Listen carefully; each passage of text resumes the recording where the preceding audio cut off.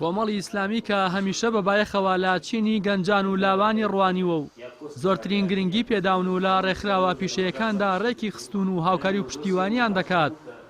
هاوکات وەک هەر ئەندامێکی دیکە لە گرنگترین بابەتە حزبیەکاندا بەشدارن و مافیدەنگدان و وتنی ڕاو سەرنج و پێشنیاریان هەیە.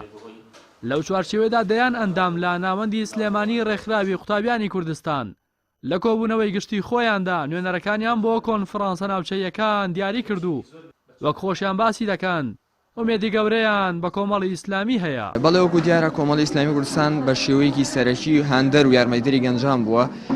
وەکو ئەبین ئەمەش کە دەنگدانە بۆ یەکێک لە گرنگترین قۆناغەکان کە ئیش کۆنگرەیە کە لەلایەن گەنجانەوە هەڵەبژێرێت.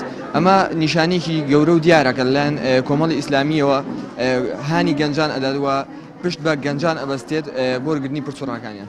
من وەکو خۆم دڵخۆشی گەورەم هەیە بەرامبەر کۆمەڵی ئیسلامی چونکە لەم ڕۆژەیە ئەم کۆمەڵگای ئێمە پێویستی بەوەیە کە لایەن گەنجەوە هەستێتەوە.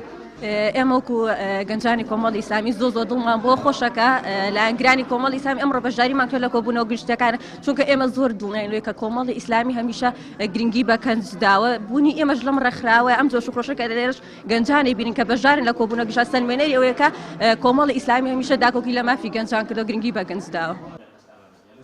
ڕێکخراوی قوتابیانی کوردستان کە یەکێکە لە کاریگەرترین ڕێکخراوە پیشەیەکانی بواری قوتابیان لە مێژووی خۆیدا لە ڕێگەی پرۆژەکانیەوە چەندین خزمەتی بەرچاوی بە قوتابیان کردووە. ئەمە بەدەر لەوەی کە بەردەوام کادر و ئەندامی نمونەیی پێگەیاندووە کە لە ئێستادا لە جومگە هەستیار و بوارە جۆرا و جۆرەکان خزمەت دەکەن. لە ئێستاشدا کۆمەڵی ئیسلامی بە ئامانجی زیاتر هوشیارکردنەوە و پێگەیاندنیان بەشداری بەرچاویان لە کایە سیاسی و حزبەکاندا پێدەکات و دەرفەتی خۆ پێگەیاندنیان بۆ دەڕەخسێنێت. ئەوەی کە جێگای سەرنج بوو بەشداریکردنی توێژی گەنجان بوو کە بە گروتینێکی زۆرەوە بەشداریان کرد بە تایبەتی ئەمڕۆ ئەم بەیانیە لە ڕێکخراوی قوتابیانی کوردستان ناوەندی زانکۆ پەیمانگەکانمان بەسەر کردەوە. ئەو گەلە کۆم و ینی ئەم قەرەباڵغە زۆری کە لە گەنجەکانە بینیمان جێگای دڵخۆشی بوو. ئەمەژەوە دەسەلمێنێکە ڕێکخراوی قوتابیان کە توێژێکی گەنجانەیە زۆر گرنگە بۆ کۆمەڵی ئیسلامی و توێژی گەنجانە و ڕێکخراوی قوتابیانە بۆ هەموو بابڵی هەرێمی کوردستان گرنگە چونکە دوجار ئەوان دەبنە بابڵی جیلی داهاتوو ئەبنە پیاوی دۆ ڕۆژی ئەم میلەتە بۆیە لە کاری سیاسیدا ئێمە کۆمەڵی ئیسلامی گرنگی زۆرمان پێداوە.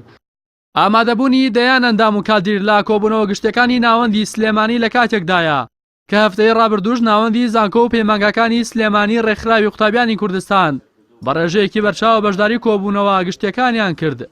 هاوکات ڕێکخراوی قوتابیان لە سەرتاسەری کوردستان بە بەشداری نزیکەی 1000 ئەندام لە کۆبوونەوە گشتەکانی کۆمەڵی ئیسلامی بۆ ئامادەکاری کۆنگرەی چوارەم بەشدارە.